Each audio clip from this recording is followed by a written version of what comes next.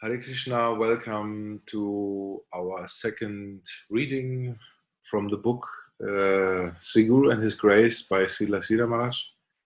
And today we will start chapter 2. Yesterday we read chapter 1. And welcome to everybody to this reading. Om Jnana Timirandasya Gyananjana Shalakaya Chakshun Militam Jine Tasmai Shri Gurave Namaha.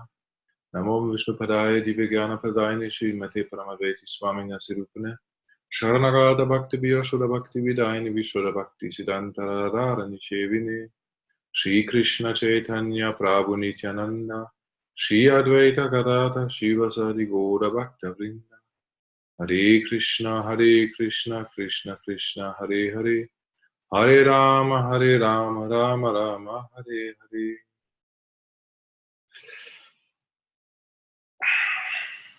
Chapter 2. Initiation into Transcendental Science. The devotee asks, can you explain the real meaning of Diksha, initiation? Srila Sridhara. Srila Jiva Goswami has explained this in his Bhakti Sandarbha. Experienced scholars have explained the meaning of Diksha or spiritual initiation in this way. Diksha is the process through which transcendental knowledge is imparted by the preceptor to the disciple. As a result, all the disciples' previous bad tendencies are crushed. Through Diksha, all previous commitments are cleared, and one gets the light of new life in relationship with the Transcendental Lord. Diksha, or initiation, is a process by which we are given a noble connection with the Absolute Center, and at the same time our previous commitments are all finished. It is an inner awakenment of life that brings divine knowledge. That wealth is there within us, but it is suppressed. Diksha means discovering one's inner wealth and getting relief from all outward obligations. With inner awakenment, the outward commitments vanish, just as when you reach home, all other arrangements you may have contracted for your comforts are all cut off, for at home you find full comfort. When we are in a foreign land, we may seek the comforts which are supplied in hotels, but when we reach home, the hotel comforts are discarded. We find no more use for them. Sometimes a minor is kidnapped from home. Later, while visiting his native place, he may stay in a hotel, but if he suddenly finds his father's house and returns home, his parents will recognize him and say, "Oh, my son, you were stolen from us when you were young. We recognize your face. I am your mother. This is your father. He is your sister." Then the hotel is no longer needed. In a similar way, with the inner awakenment of the soul, when we return back home, back to Godhead, we will find our comfortable home with Krishna. So, to make a connection with our real home and dispense with our outward links is known as Diksha.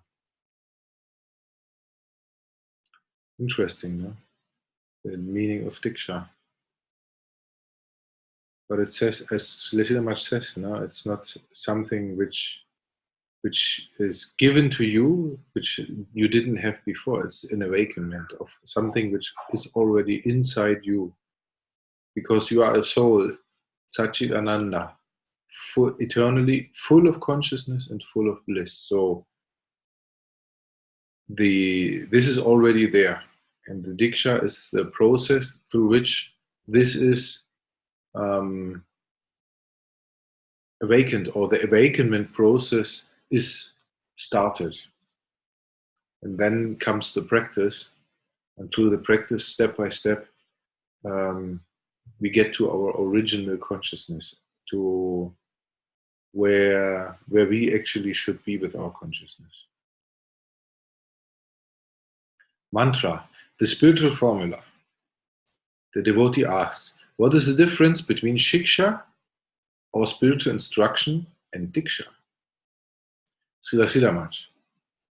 Diksha mainly involves initiation into the mantra, the spiritual formula.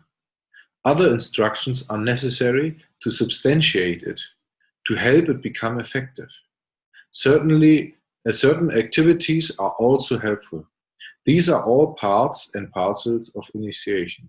So a general direction is given by Diksha, but how to substantiate that? Details are necessary. In the Srimad Bhagavatam, it is said, hearing about Krishna, chanting Krishna's glories, remembering Krishna's, serving Krishna's lotus feet, worshipping Krishna's transcendental form, offering praise to Krishna, becoming Krishna's servant, considering Krishna as one's best friend, and surrendering everything to Krishna, these 9 processes are accepted as pure devotional service. All these things are advised. 1,000 details may be necessary. No? As this is the very famous verse, or actually the 2 very famous verses. Shravanam Kirtanam Vishnu Smaranam Parasevanam Archanam Vandanam Dasyam Sakyam Atmani Vedanam Iti Pum Sharpita Vishnau Bhaktis Chen Nava Lakshana. If a general plans to invade another country, he must first chalk out his strategy of attack in a broad way. When he goes to practically execute his plan, so many obstacles appear, and he has to solve them and march on. If one plans to travel, first he conceives of the whole plan in a nutshell. From this foreign land I will return home by this route. But to carry out the plan, in practice, so many details are necessary. First, it is chalked out in a rough plan, and then he must practically do so many things. First, he must hire a taxi, then he has to go to the airport to purchase a ticket for the plane in this way. So many details are required. So from partial knowledge, we have to develop final knowledge. This detailed knowledge is known as shiksha. The devotee asks, what is the position of a devotee who, although not yet fully free from the influence of Maya, accepts disciples on the order of Sri Chaitanya Mahaprabhu and his spiritual master? Srila Maharaj answers, it is better that a man who begins business with a small capital has a connection with a wealthier capitalist. Then he can prosper in his business. In a similar way, as long as one is not completely established in Krishna consciousness, he must have some connection with superior aid. Then he will be safe. If we are to fight face to face with Maya, illusion, help from the higher agency should be our only resource. It is very difficult to control Maya. Krishna says in the Bhagavad Gita, Daivihi ishagunamai mama maya duratyaya mam eva ye prapadyate mayam etam tarantite. My illusory energy is impossible to overcome.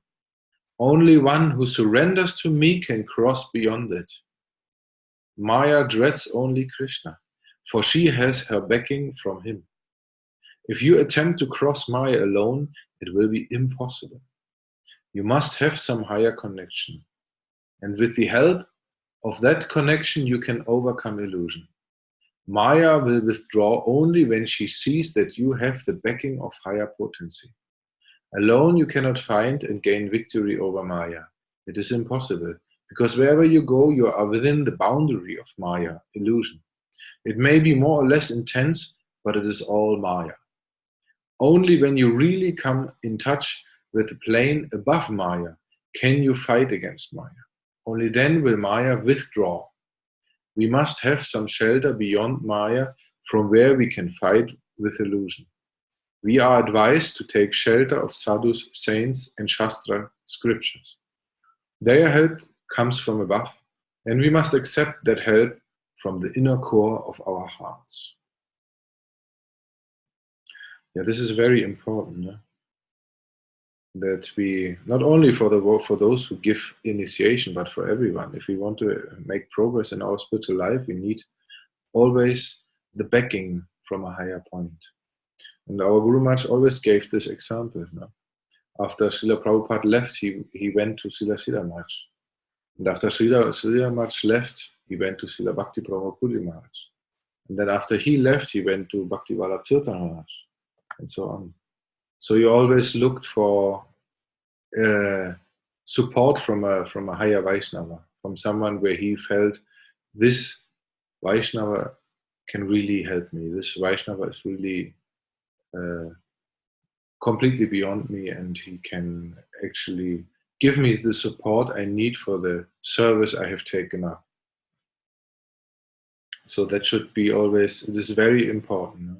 And one other thing which Srila Srimad says here is also really important. When he quotes this Bhagavad Gita verse, this is really one of the most crucial verses to understand spiritual life. We are not the controllers of anything. Krishna says, my illusory energy is impossible to overcome.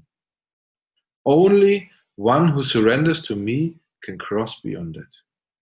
This is so full of meaning, one really cannot imagine the real meaning, or the full meaning, let's say it this way. If the illusory energy is impossible to overcome, means we are not the master of anything, ever. And we have to lose all hope. We have to abandon all hope of ever becoming qualified or masters of anything. Now, very often in spiritual life or in philosophy or in classes or in our spiritual talks, if you will, we talk about the qualifications of a devotee or the qualifications necessary for a spiritual master or anything like this, or for the qualification for any kind of service. But in the end, what is qualification really? What does it mean?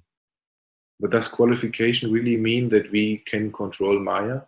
That we are the ones who control our senses and our mind? Not really, because Maya is impossible to overcome, and our senses and our mind and our ego is made of Maya, so we cannot defeat it, except we surrender. And only one who surrenders to me can cross beyond it. That means if we surrender to Krishna, if we say, Krishna, I am at your feet, I have no power, I have no possibility to control anything. You are the supreme controller. Only you can control Maya, and only you can help me that I don't become completely under the influence of Maya. Only then we will be protected. And this is the meaning of, or this is what I understand from the meaning of this verse, which is so crucial. No? And when we really understand that we completely depend on Krishna, that we are in total dependence position, then we stop judging others. Because we see, yeah, we are dependent, the others are also dependent, we are all dependent, we are all in the same boat, if you will. We all are in the same situation. And if we, by Krishna's divine mercy, are not so much under the spell of Maya, means just that we have received mercy. It is not our capacity or our knowledge or something of us which makes this possible, but it is Krishna's mercy. So in this way we become pleasant fellows. Accepting disciples in karma. Devotee. It seems that those who accept disciples have to undergo some physical difficulty or suffering because of accepting the karma of their disciples. Srila Sridhara Maharaj answers. Physical difficulty should not be considered, and physical success should also not be considered of much value. One should not think that if a guru has a large number of disciples, he is great. One may voluntarily accept the responsibility of the spiritual life of so many disciples, but find that their improvement is not satisfactory. As a result, he may experience some disturbance. He may think, I have taken charge of their lives, but I'm not able to give them the desired improvement in their spiritual life. That is a good symptom. The Vaishnava have no trouble for themselves, but they are troubled for others. Paraduka Duki. And this prayer to Sanatana Goswami, Srila Raghunath Goswami writes that Sanatana Goswami was always distressed upon seeing the distress of others. A Vaishnava has no mental trouble for himself, but he feels mental trouble when he sees the pain of others. It is difficult for a Vaishnava to tolerate. They are always sympathetic to the misery of others. This is the qualification of the intermediate devotee. Incredible, no? Srila Sridhara says that this is the qualification of the intermediate devotee. When you first read it, then we might think, wow, he doesn't feel any trouble for himself, only trouble for others. Must be really the highest stage. But wow, if we read here that this is the qualification of the intermediate devotee, then well, what would be the symptoms of the highest kind of devotee? And where are we? Are we really coming close to this position? Are we always sympathetic of others? Are we always troubled by seeing the pain of others? And are we not thinking about our own? This is already some achievement if someone gets there. He has no trouble of his own, but he is troubled by the pain of others. An intermediate devotee cannot ignore these things.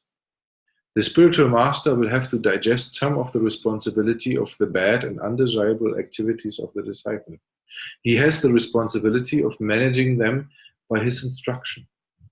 When a doctor has accepted the patient and the patient is in pain, the doctor may feel some trouble in his mind.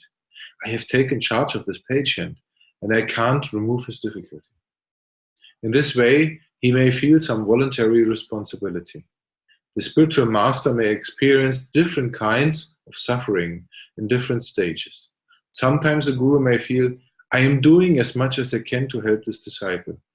Such a guru does not take so much responsibility for his disciple. He thinks, I'm doing my duty, and treats his disciple with this openness of mind. It is just as in the case of the consulting physician and the family doctor. The family doctor cannot shake off the responsibility of caring for his patients, but a doctor from outside may say, if you like, you may engage another doctor. The consulting physician is not so much earnest for the patient. He may feel, I am not perfect, I cannot make him pure immediately. Whether he improves is God's will. I can only do my best. From the beginning of their relationship, just as a doctor may approach the patient with this attitude, the guru may approach his disciple. The question of how much responsibility the guru takes for the disciple is a question of the attitude he takes towards his disciples in particular cases. The devotee asks, does the disciple's advancement depend more on the guru or on his own efforts? How will the disciple make proper advancement in following the principles of his guru? Srila Sridhara explains, that depends on the stages of realization of the disciple. Exclusive devotion must come from the disciple towards the guru. It is said in the Svetasvatara Upanishad, Yasyadeve para bhaktir yata dede tata gurau tasyaiti katita hi artha prakasante mahatmana. The key to success in spiritual life is unflinching devotion to both the spiritual master and Krishna. To those great souls who have full faith in both Krishna and the spiritual master, the inner meaning of the scriptures is fully revealed. The guru is Krishna's representative. We are in search of divinity, and so we must try to concentrate all our energy wherever we find a real connection with divinity. That is the key to success, because Krishna is all conscious. So the response to our devotional efforts will come from Krishna according to our attentiveness to him. He is everywhere. In the conception of the infinite, everywhere there is the center. Nowhere is the circumference. In every point, there may be the center. Prahlad Maharaj saw the center present everywhere. Hiranyakashipu asked him, is your God in this pillar? Prahlad replied, yes, he is there. And when Hiranyakashipu demolished the pillar, Lord Nrsimhadev came out. Guru, absolute and relative. Devotee asked, can you explain this concept of the absolute and relative position of the spiritual master? Srila says, by the special will of Krishna, Gurudeva is a delegated power. If we look closely within the spiritual master, we will see the delegation of Krishna, and accordingly we should accept him in that way. The spiritual master is a devotee of Krishna, and at the same time, the inspiration of Krishna is within him. These are the two aspects of Gurudeva. He has his aspect as a Vaishnava, and the inspired side of the Vaishnava is the Guru. On a fast day like Ekadasi, he himself does not take any grains. He conducts himself as a Vaishnava, but his disciples offer grains to the picture of their Guru on the altar. The disciples offer their spiritual master grains even on a fast day. The disciple is concerned with the delegation of the Lord, the Guru's inner self, his inspired side. The inspired side of a Vaishnava is Acharya, or Guru. The disciple marks only the special inspired portion within the Guru. He is more concerned with that part of his character. But Gurudeva himself generally poses as a Vaishnava. So his dealings towards his disciples and his dealings with other Vaishnavas will be different. This is Achintya Veda Veda, inconceivable unity in diversity. There may be imitation and there may be deviation. Both are possible.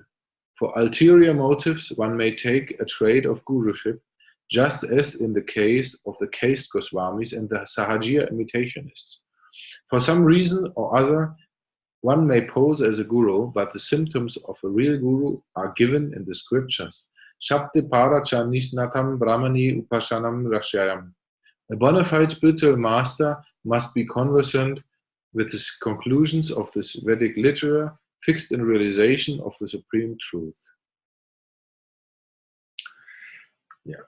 So this is a lot of information, but what I really see is really important here is what Srila much explains about the absolute and the relative side of the Guru. And this is something important to understand for us to actually deepen our understanding of what Guru is, and therefore understand what kind of relationship we should have with our Guru. Because in the beginning, when one starts a spiritual life, one naturally tends to see the Guru as a perfect person in every single aspect. And one may be surprised once you discover that your spiritual master also has some human aspects, some human side. And then you will say, wow, is this really a Guru? And so many thoughts may come, and you ask yourself so many things, which is natural and necessary. And to help us in understanding all this, what we perceive in the person of the Guru, there is the description of Srila Sridhara where he makes clear what is what actually. He says, on the one hand, there is a Vaishnava. On the other hand, inside the Vaishnava is this inspiration of Krishna. That means the Vaishnava serves as a channel of Krishna's inspiration to the disciple. So, and this is also something which is a little bit difficult to distinguish in the beginning, but it is also our hope. Our hope is there because that's what the Guru gives us. That what is really of value comes from Krishna. It is not something limited or something from the relative side. It is always something from the absolute side. So, although the Guru or the person, the Vaishnava, may not be an Uttama Adhikari or a Vaishnava of the highest position, when Krishna chooses him to be inspired or to go through him to others, then he will be able to do the service. And this is really the meditation or the view we should have on Guru. When we have this meditation and this view, then we can accept a Guru conception which is beyond our own taste. When we look at other Vaishnavas who start initiating, then we might think, yeah, this is a good one, or no, the other is not so qualified, I don't think he should initiate, and so many opinions and thoughts may come. But in the end, Krishna decides who is doing what. Krishna is the one who bestows the devotional service, and Guru is also initiating and guiding people is also a service. It's a service which is given by Krishna, and he chooses who does it and to what degree and so forth. So when we see that some Vaishnava is inspiring other peoples in that way that they want to take initiation, then we should always think, yeah, Krishna is doing some arrangements there, even though we might have the opinion, this guy is not the right one for this. But in the end, who are we to know?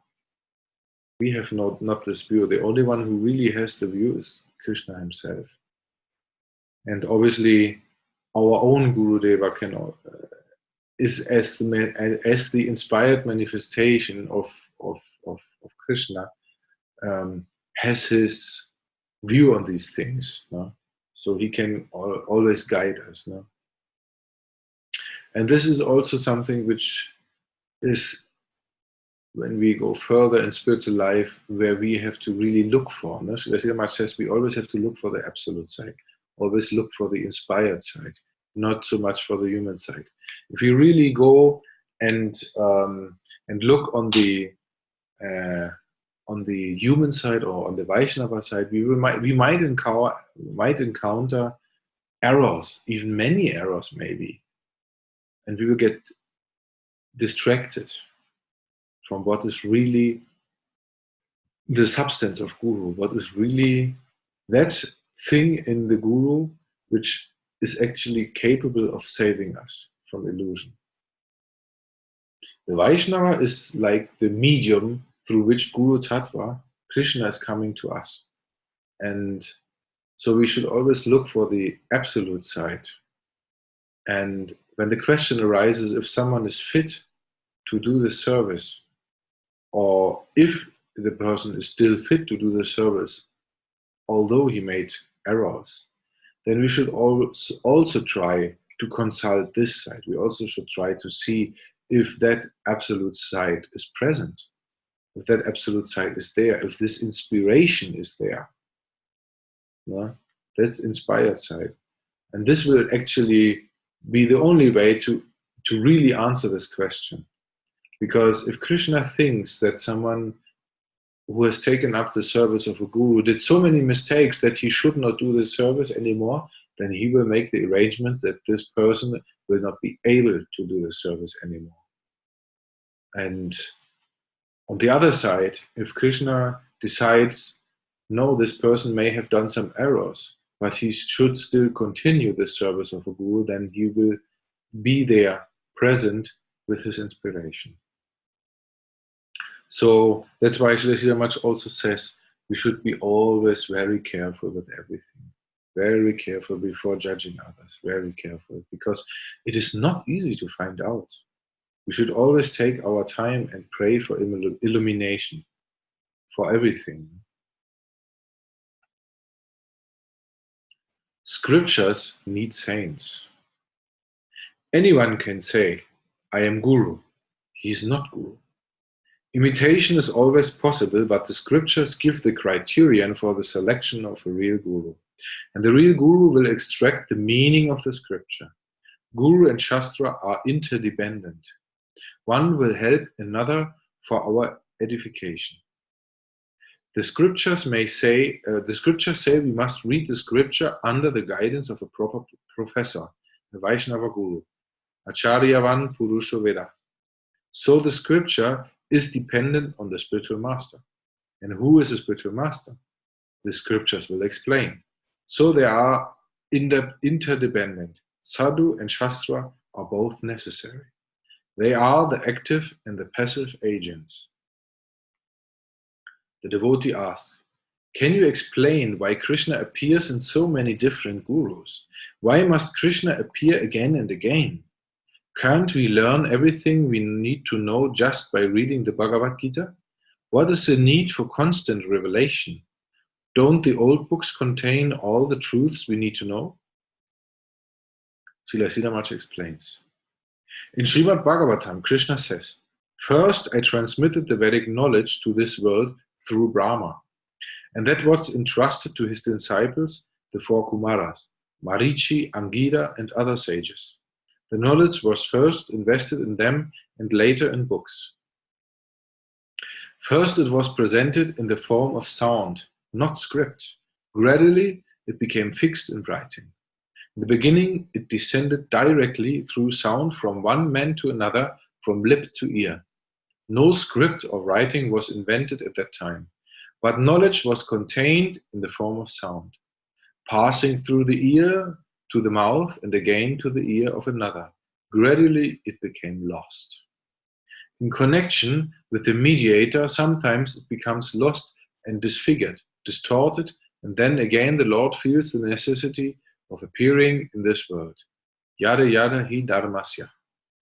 Sometimes Krishna comes himself, and sometimes he sends a normal thinking man to reinstantiate the standard of true religion. Krishna says, this karma yoga I have spoken to you, Arjuna. I spoke first to Surya, and from Surya it was passed down from generation to generation. And so it has become mutilated and disfigured. Again, I am speaking that very same thing to you today. The enervating plane gradually erodes the truth. The truth is bright when it first appears, but gradually, with the contact of this enervating plane, it becomes weak, disfigured, and demoralized. And so Krishna appears from time to time to rejuvenate it and bring about a renaissance. Devotee, is there any difference between an acharya and a guru? Srila Maharaj says, Guru and acharya are the same, but generally it may be said that an acharya does more extensive work. And also the acharya must have extensive knowledge of the scriptures, whereas the guru may not have expressly deep knowledge of the scriptures, but may have real knowledge of their purport. He may not be able to quote scripture extensively, but feels the meaning of the scriptures. He may be a guru, but an acharya is one who preaches widely and is able to extensively quote the scriptural evidence.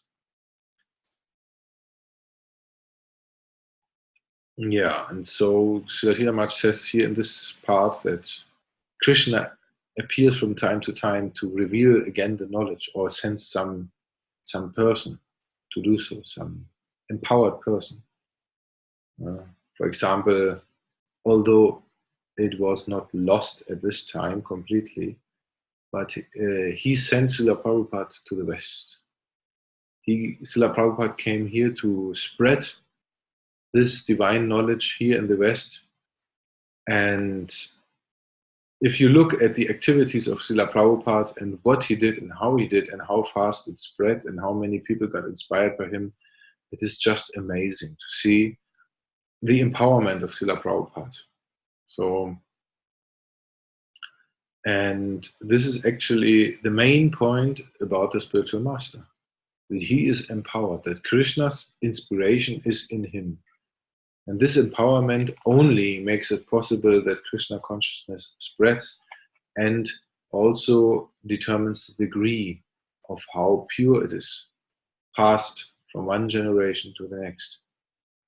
And if we as disciples want to receive it in the most pure way possible, then we have to make our effort for this. We cannot think, or try to find out which guru is the most pure, because we have no ability to actually distinguish between different degrees of purity among advanced devotees. We can only pray, and our earnestness of prayer, our earnestness in our search for spiritual truth will guide our way, will help us, and will attract Krishna in a way that he will make himself known through other persons. Marketplace of gurus. Devotee. There are so many imitation gurus in the guise of Vaishnavas who are simply out to cheat the innocent public. How can we know who is a real guru and who is a cheater? How do we know when we are being given real knowledge and when we are being cheated? Wow, this is a question. Tough one. See, there are much answers. We have to find out what is the source of his knowledge.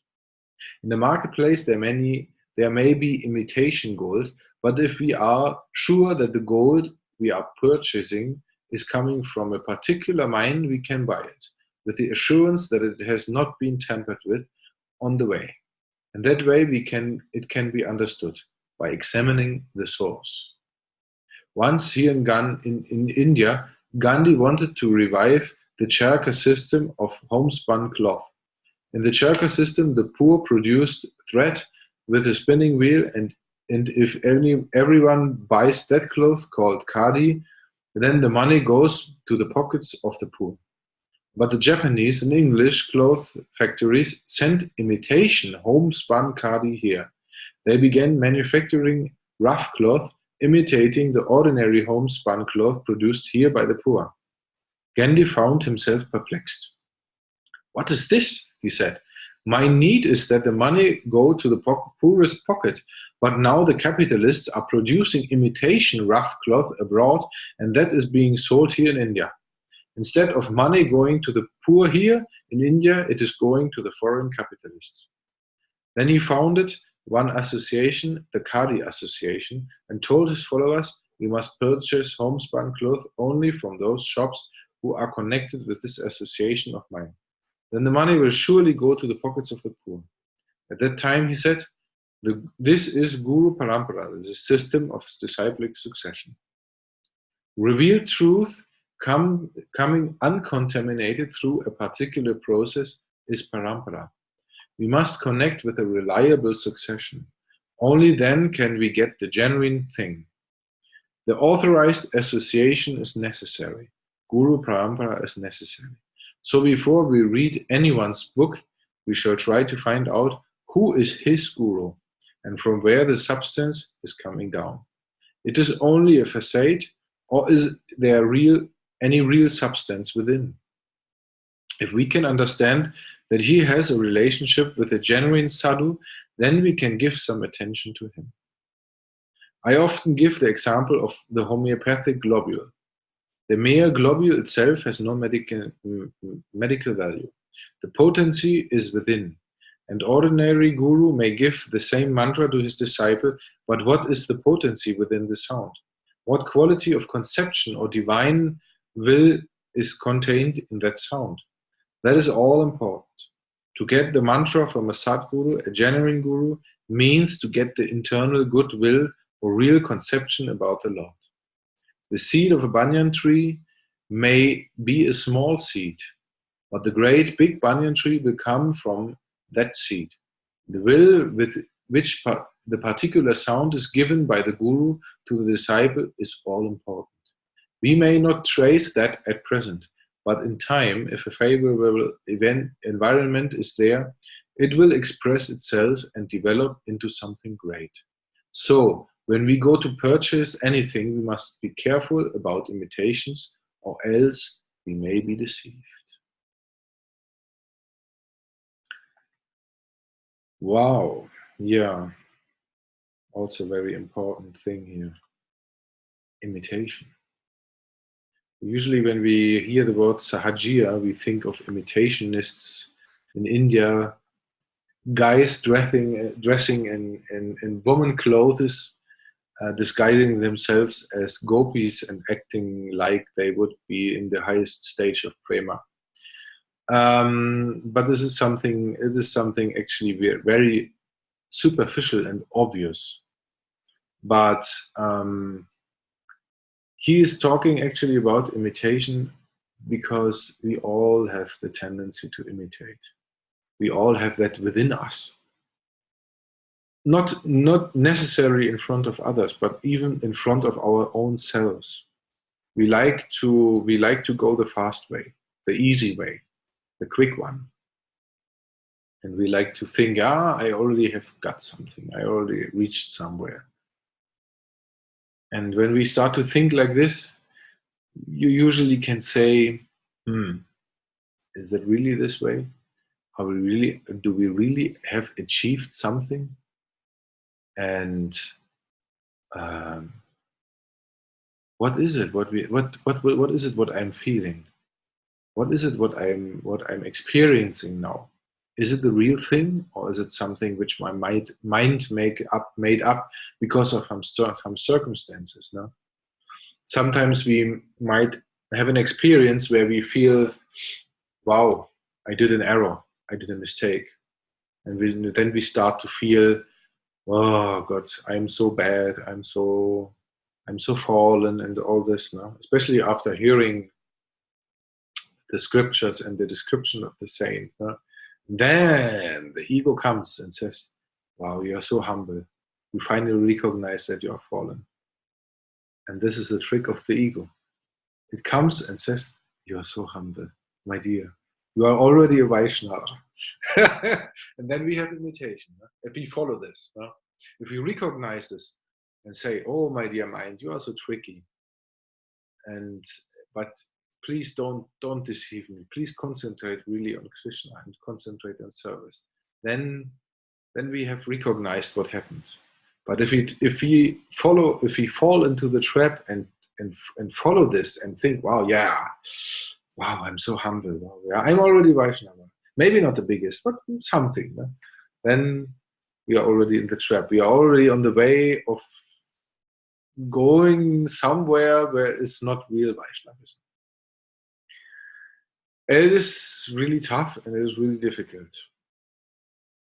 And to help us, there's Sadhu Sangha. Sadhu Sangha and Shastra Sangha, as Srila Maharaj stated here.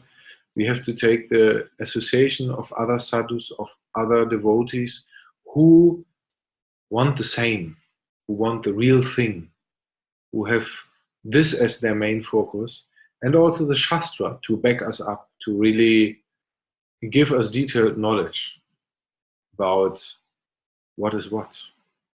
And the sadhu can bring this to life, and the Shastra can give the backing for the sadhu, the interdependence, what Srila Maharaj mentions here. So that is our assurance. The source is our assurance, as Srila Maharaj says. No? If you want to know if something is imitation, ask for the source, ask for the guru. And if you look at our Guru Maharaj, we can see Srila Prabhupada is there, Srila Maharaj is there, Srila Bhakti Pramod Puri Maharaj is there. And behind them is Srila Bhaktisiddhanta, and behind them is Srila Bhaktivinoda Thakur and Srila Gaurkishoras Babaji Maharaj, and so many others. So that we can see there's a really, really, really good backing going on. And thanks to today's media and availability of the scriptures of all these saints, we really have a good amount. Not only a good amount, we have so many scriptures, we have so many informations that we can spend several lifetimes reading that. And we would only get to read it once each. We just have to look at the scripture of Srila Prabhupada, ne? Bhagavad Gita, Srimad Bhagavatam, Sri Chaitanya Charitamrita, all with so extensive purpose. This is really something which most people will not even study thoroughly once in their lifetime, because we have so many occupations. We have to work for money, we have to care for the family, and so forth. But on the other hand, we have the Sadhu Sangha. When we have Sadhu Sangha, then through this, the Shastra will manifest in the practical way. And the Shastra is there to give us realization, to help us to realize our own nature as eternal servants of Sri Krishna. And this is really the goal, to realize our natural position as eternal servants of the servants of the servants of the Lord. And anything which helps us, Srila Maharaj expresses it so nicely. Wherever I feel that coming down, I must bow down my head and say, here is my Guru Deva talking. Here is my Guru Deva coming to me. And I must say, yes, here I have to surrender. Wherever I feel this coming down, this feeling, this capacity to recognize Guru, this comes through practice and sadhu sangha. So this is the invitation of Srila Maharaj in this second chapter, which we read today. It contains a lot of information, a lot of things to meditate, and it's really a good basis of understanding and getting a deeper insight into what makes Guru. And it also explains that Shiksha is the main point. Diksha gives the seed, but Shiksha gives the water to the seed so that the seed can actually become a tree, or in our case, Bhakti Lata Beach, the plant of Bhakti, which eventually, when it fully blooms, comes to Prema Bhakti, which is the ultimate goal of life. Srila Maharaj ki jai, Srila Guru Maharaj ki jai. Please share your inspiration, comments, questions.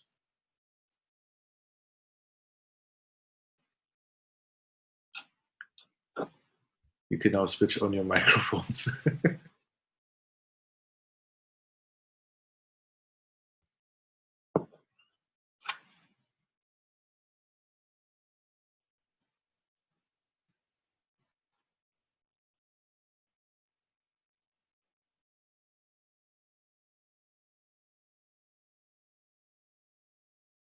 So, any inspirations? Any thoughts?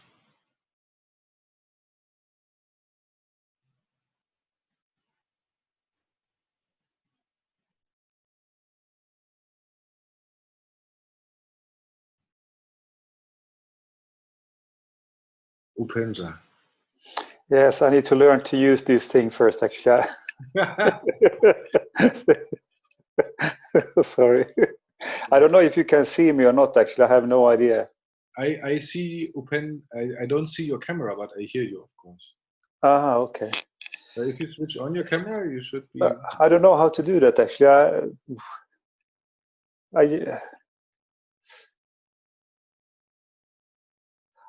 Is it this one? Well, I don't see what you see, so I cannot tell you. This one? Yeah, no. There you go. Okay. There you go. Now I know who am I talking to. Oh, yeah. We met once, I think. Yeah. Okay. Well, today there's so much information, so much, actually. But what I'm thinking about right now is actually, it was in a text and you mentioned it just in the end, because this is very relevant for me and what's going on right now, is that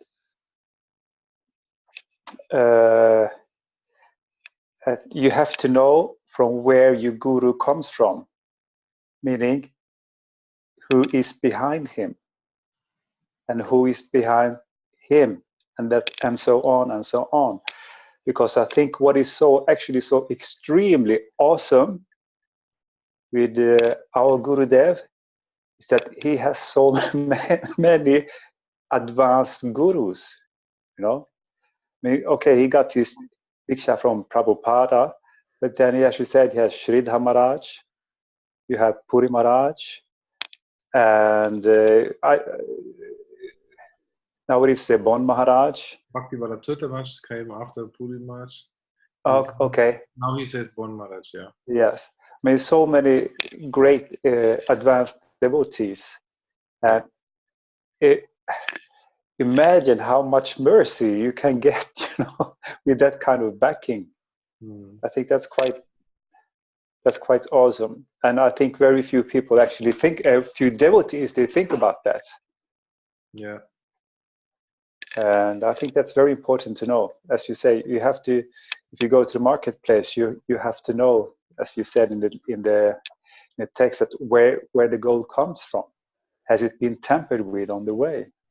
Mm. We have a great, what it sounds silly to say, but you know what you call like a pedigree, so to speak. No, Mhm. so that's very good to know. And I think sometimes maybe I have to do within my yatra. Maybe talked about that a little bit more often, actually, to make the devotees realize what kind of backing we actually do have. Yeah, also that shelter is everything for us. Excuse me, I didn't hear. Yeah, Shelter is everything for us. And Guru Maharaj yeah, showed this. No? He never said, yeah, my Guru went, I have my Guru in my heart and I will just continue. No, he says, no, I need some connections where I can go to. No?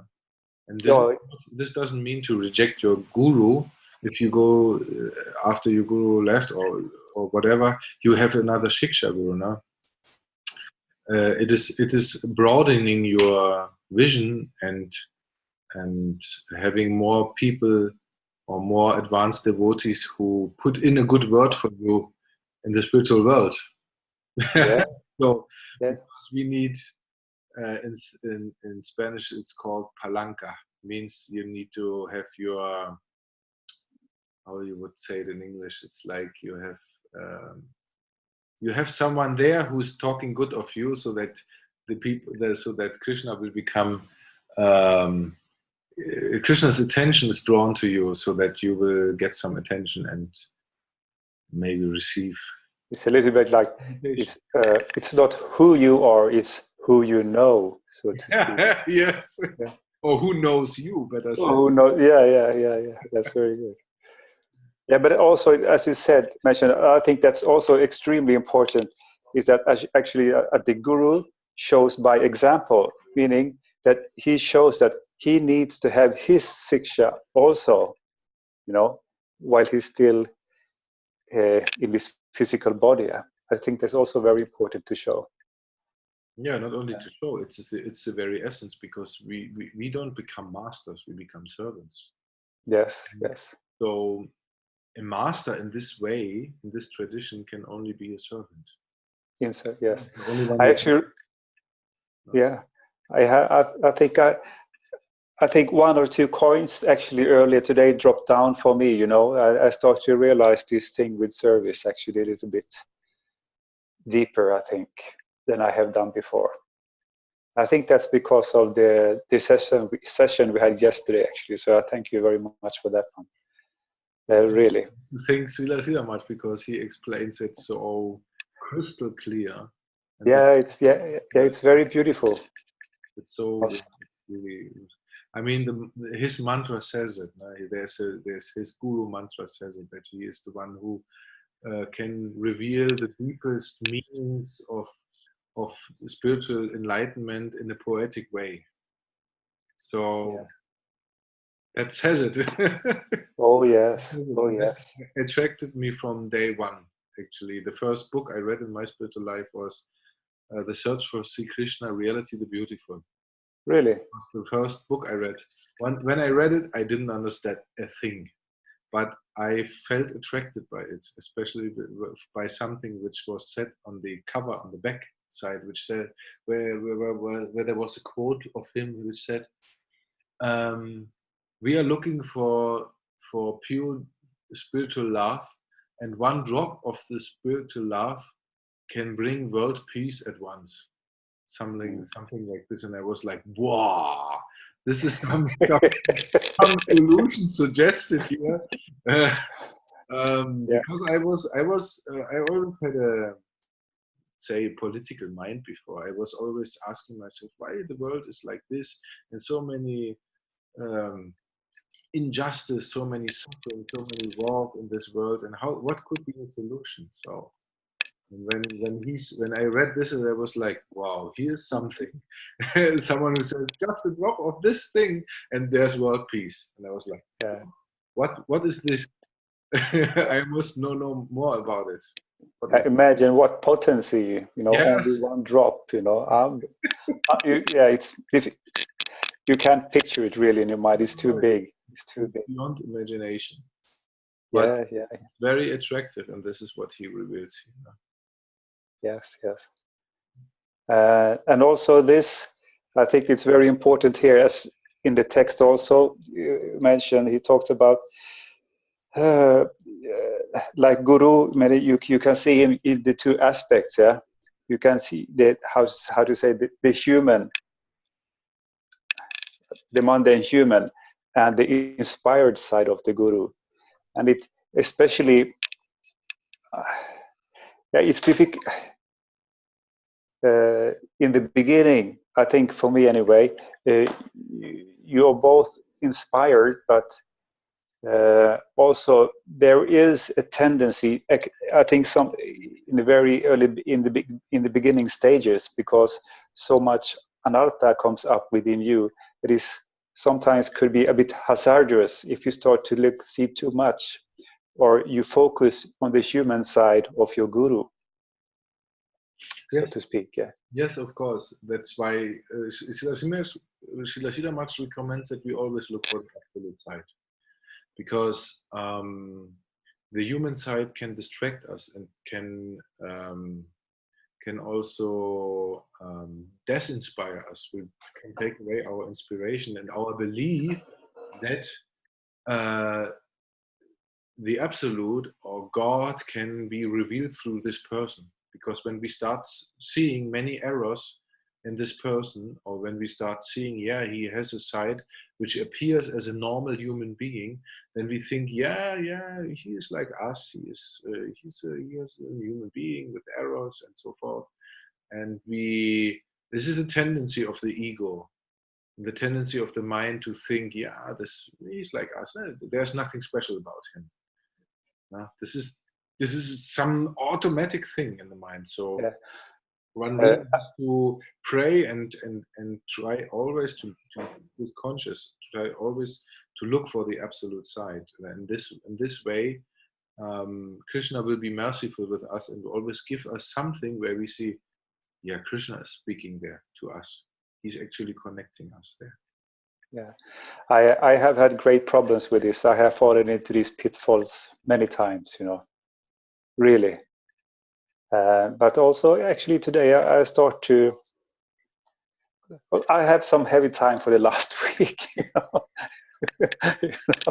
It's been kind of heavy.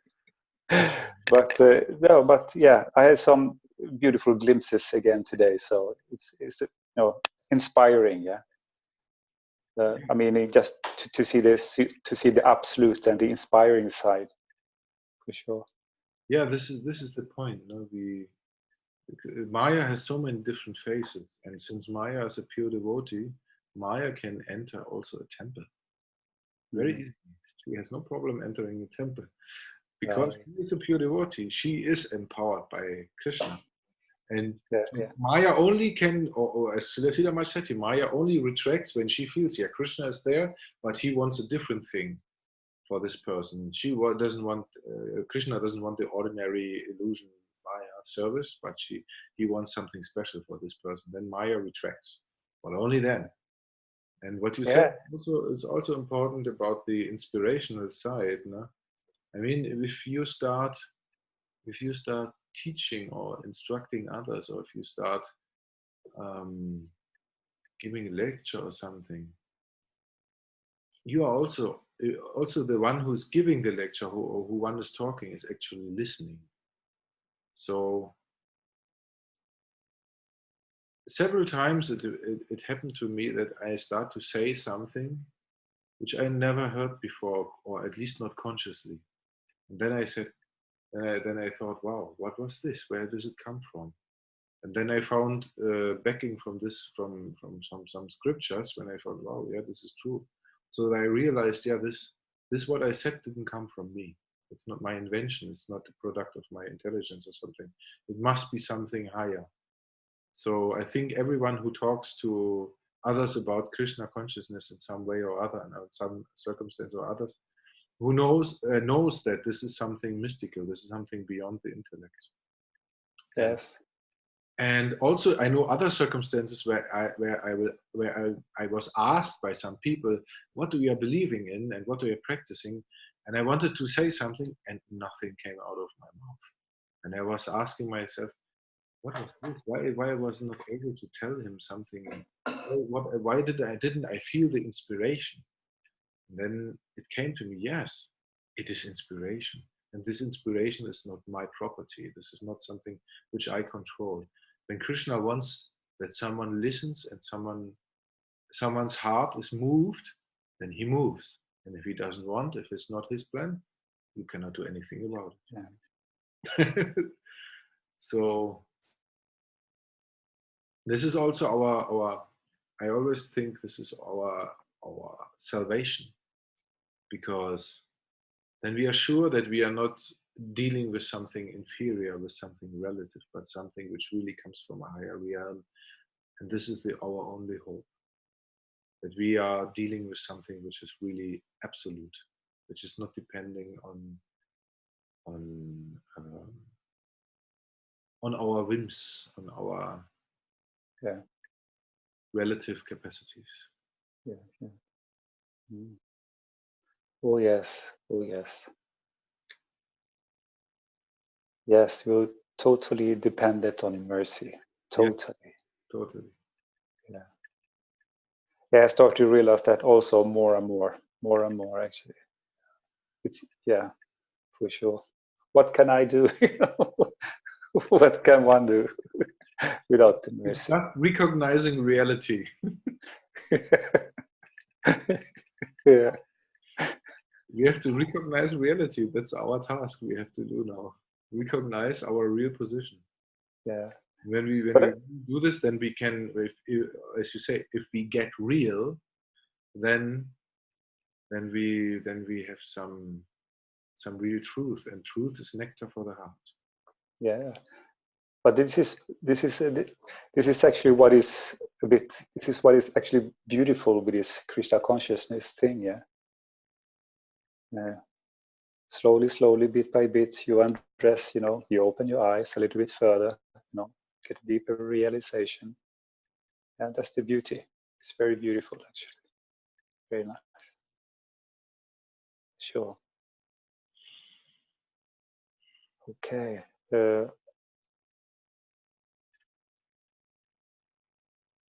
And yes, that's also, I wrote something that as is like Krishna chooses on through or through whom he will give Mm-hmm. his mercy.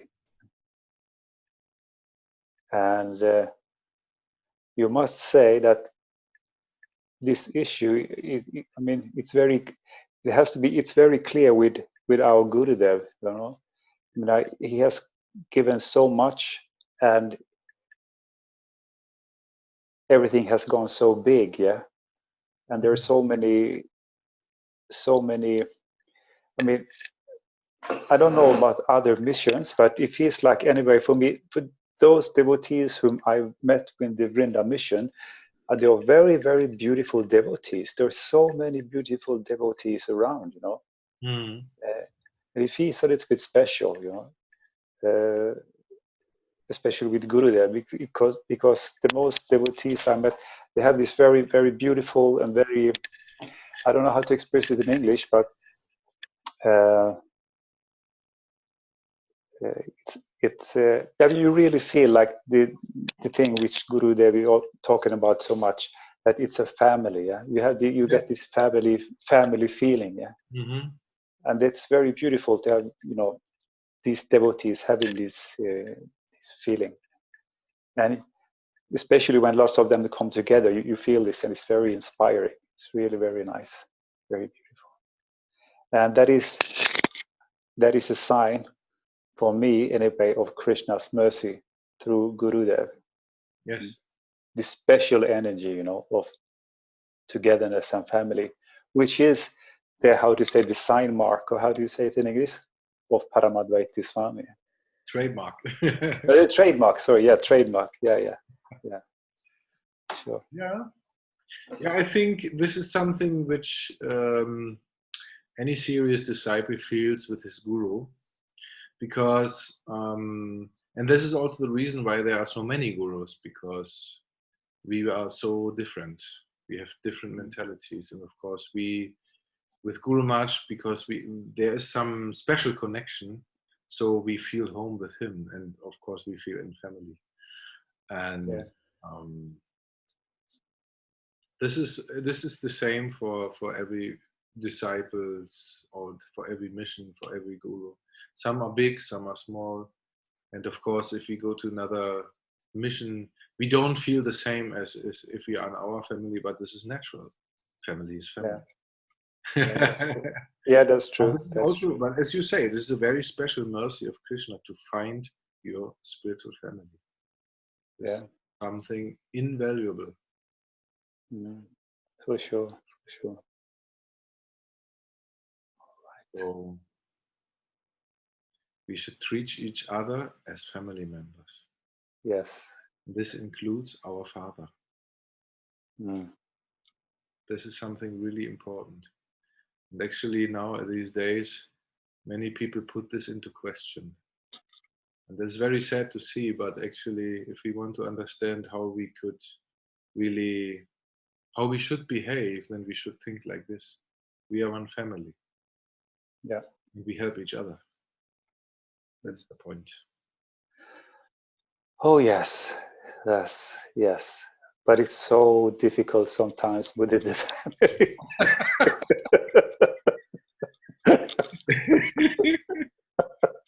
I have 3 kids, you know.